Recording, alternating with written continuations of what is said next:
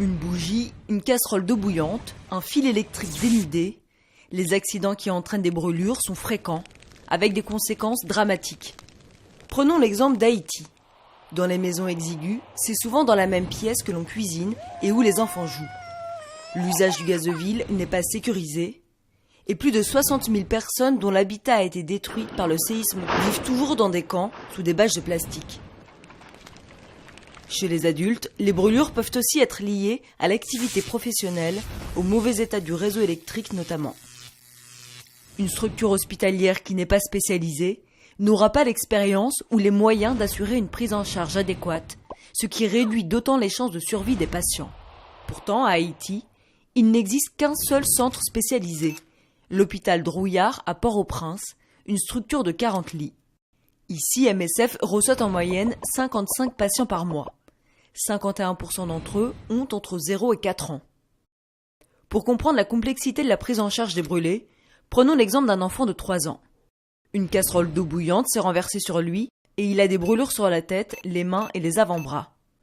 Une évaluation permet de savoir qu'il est brûlé à 20%. Il passera dans le meilleur des cas une vingtaine de jours à l'hôpital. Ces pansements doivent être changés tous les 2 jours, d'abord au bloc, puis dans le service. Les médecins doivent estimer si la brûlure est profonde ou non, c'est-à-dire si la peau peut cicatriser seule ou s'il faut une greffe. Si la greffe est nécessaire, il faut la réaliser le plus tôt possible, idéalement dans les 5 jours, pour améliorer les chances de survie.